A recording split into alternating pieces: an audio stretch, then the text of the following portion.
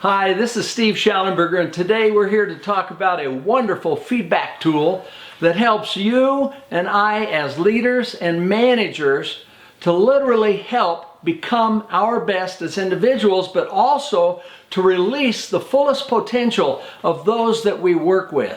And that is one of the questions. How do we continually achieve our best? And right at the very heart of this process is feedback. And feedback is definitely the breakfast of champions. And it's the more that we see and expand our vision that helps us improve and get better and adapt, pivot, and be among the very best at what we do. Now, the name of this tool is pretty simply, Continue, Start, Stop. This is the tool. It's cheap, it's fast, and it's very effective. 3 words on the top of this sheet: continue, start, stop. And down the sides of this paper are the 3 words. Continue. What kind of things would you like me or us as an organization to continue to do that helps us be among the best? Start. What kind of things should we start doing that we're not doing today that would help us be better? And last of all, stop. What type of things should we stop doing that don't work? At least from others' perspectives. Now, as we think about this, we can give it out to people very quickly, and when we do, there's a few instructions that we can add. Of course, it is fast because you can use it in the next 10 minutes and you can get great feedback. So some of the things that you want to recommend to people is that they're not required to put their name on it. This is anonymous. As a matter of fact, if they want to fill it out on their computer or device and then get it to you, that's fine, or it can be in their handwriting. But this is the whole idea. It's not about who did it. It's about getting information that can be helpful to us and improving. The second thing is, as we invite for feedback, invite individuals to be specific. So in other words, not just improve communication. What we may say is, we want the feedback, but what is the concern about communication? Or what are some ideas of how we can improve, such as hold weekly alignment meetings, or maybe have a monthly newsletter. These might be the specific type of recommendations. Or sit down and visit periodically about how we're doing. Give feedback. These are examples of being specific, and that way when you get the feedback or get the sheets back in, it's going to be far more clear. Now, as a leader or manager, one of the questions that comes up is, how do you read this, or how do we decipher what we get back on the information? What you're looking for are the reoccurring themes that you see. We're not so worried about the things that are mentioned once or twice or the outliers. We're really looking for those major things that impacts our success, that impacts our relationship with other people, of helping us bring out the greatest potential within those people that we work with on our teams and our whole organization. This is the idea. We're competing for our lives out there as organization in today's economy. Now, let me just give a couple of tips. First of all, don't try to analyze the handwriting once you get them back in, get the feedback back in. It's, like I said before, it's not about who did it, it's just getting the data. And second of all is you really do want to do this on a timely basis, periodically, maybe every 6 months or as needed. Whatever is needed to create this environment of openness. This is just one tool, but it's one of the most very effective that I have found over my career. And I've seen many different types of assessments, and some of these are very effective, but this is a fast, quick one. Now, let me give a couple of examples of how this has been used.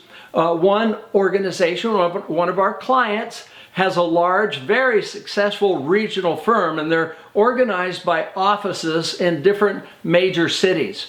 One of the offices, the leaders, 2 of the leaders of this office decided to share this Continue, Start, Stop with 45 of the key and line people within their office and organization. When they got the feedback in return, what they did is they analyzed this and they noticed that communication was a huge issue.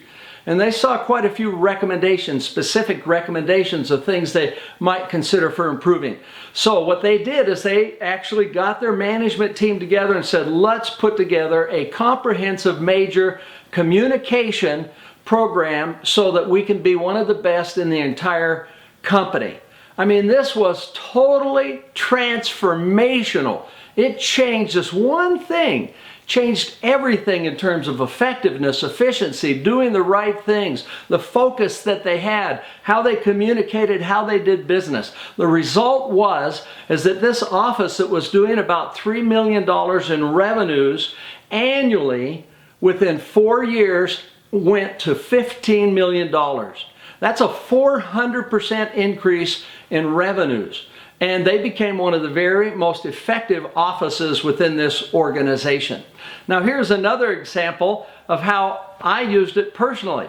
And I do still regularly use this tool, but when our children, we had 5 boys and 4, at one time we had 4 boys under 7, but as they grew a little bit, and the oldest was 12 and the youngest was 4 at the time, we held a weekly family meeting, and at one of those meetings I had prepared the continue, start, stop for the family. I explained what it was. I said, listen, as dad and as a husband, I just want to be sure I'm doing the best that I can. It was great. I couldn't wait to see what kind of feedback that I got. So they handed it out, have pencils, and back it came in. It was great. It was great for my wife, wonderful. But I want to share what one of the children shared with me. This son happened to be the second son. It was David. And so he had a couple of things that I should stop doing. And one of the things I should stop doing was yelling at him. Ha! And I said, what? I don't yell at you. And all of a sudden it hit me that, you know, some spirits, it takes something to get their attention, right? But others are really sweet and gentle, and that's the way David's spirit was. All I had to do was raise the tone of my voice, and to him, it seemed like I was yelling. Wow, what a feedback, what an insight that I needed to have to be a better parent with David. It was so good. And then the second one is, I served a mission when I was 20 years old in South America, in Uruguay, Argentina, and Paraguay. And down there they have a lot of vaqueros, and the vaqueros are the cowboys, and they have they would have whips for the cows, thick leather about this long, and I brought one of them home. And so if the kids ever got out of line, I'd whip that thing out and shake it. And even though I never hit them once, I want you to know, it's a great threatening tool. David said, we are not cows. Get rid of the cow whip. It doesn't belong in the house.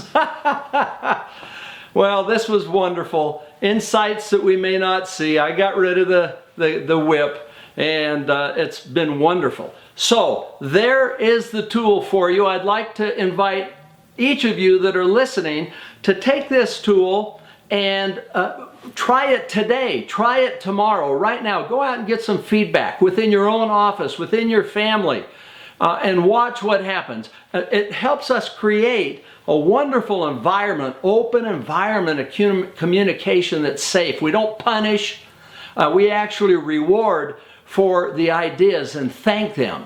So this is it. I hope you enjoyed this Becoming Your Best tool. It's extremely powerful, inexpensive, but more than anything, helps you be a transformational leader to make a difference for good. Wishing you a great day.